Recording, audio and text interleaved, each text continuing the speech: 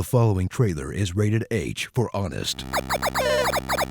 From the developer that gave you some of history's most iconic game series, then threw it all away to make pachinko machines, health clubs, and, soccer games, comes the franchise that taught a generation of gamers there's nothing more delicious than sweet, sweet wall meat. Castlevania. Discover a gaming franchise older than most of its fans, with 30 years of history and a mind-blowing 41 titles that almost all take place in the same castle with the same antagonist, where you'll fight through hundreds of skeletons, demons, monsters, and maids, all for the privilege of killing everyone's favorite vampire, Dracula, until he resurrects again in like 10 minutes. In an experience that stayed incredibly fresh for being kind of the same game every time.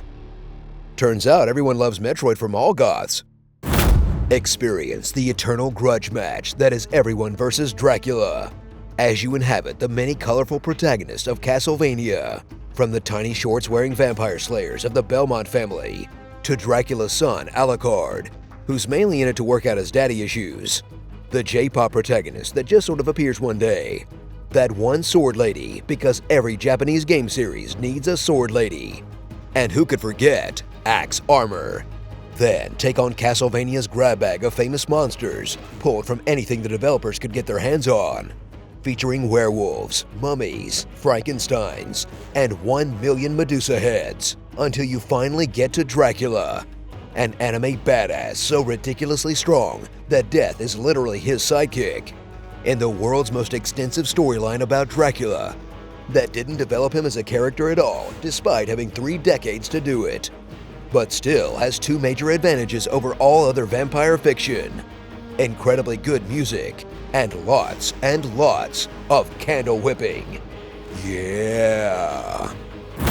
Plumb the ever-shifting depths of Dracula's castle as it evolved from 2D platformer to 2D action RPG, then did it all over again in the 3rd dimension, and tried on more new and wacky game systems than Final Fantasy, but maintained its core of monster slaying, powerful sub-weapons, complicated labyrinths, constant backtracking, screen-filling bosses, and as much property damage as possible, because nothing pisses off the Lord of the Undead like breaking all his fancy chinas.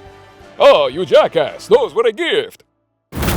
Marvel at the massive catalog of Castlevania games featuring the painfully tough originals, including the sequel that was intentionally obtuse to sell you copies of Nintendo Power, the Super Nintendo version that had Mode 7 and wasn't afraid to use it, the early 90s ones you probably emulated, you filthy pirates, the extremely off-brand Kid Dracula, the 3D games for the N64 that haunt my nightmares to this day, the groundbreaking PS1 game that created a genre, and the pile of handheld pseudo-sequels that tried to recapture the magic of Symphony, the PS2 and Xbox versions that you're better off forgetting, that one Wii-exclusive fighting game where everyone was either a Lolita cosplayer or a stripper, and the modern games that play like God of War where the story finally went full anime.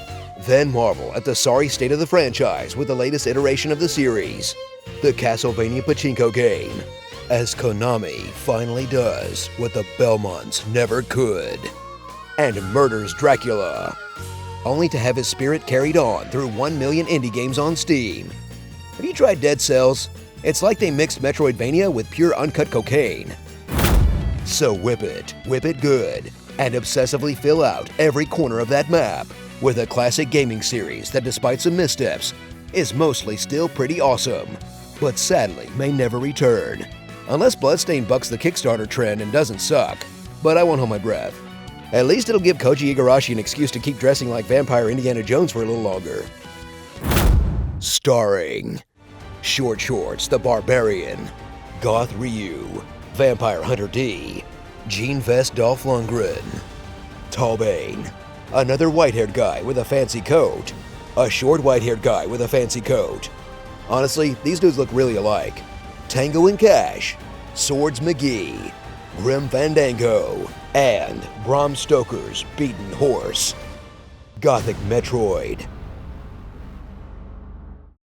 Doesn't everyone know that Kid Dracula is clearly the real monster? You poor helpless fools. You voted from 24 of the greatest franchises. Now the people have spoken, and it's down to these final 4 survivors: Mega Man, Danganronpa, Infamous, and Spyro. Vote on Facebook and Twitter with the hashtag HGTVote for the title you think should take HGT Gauntlet Greatness. May the best game win.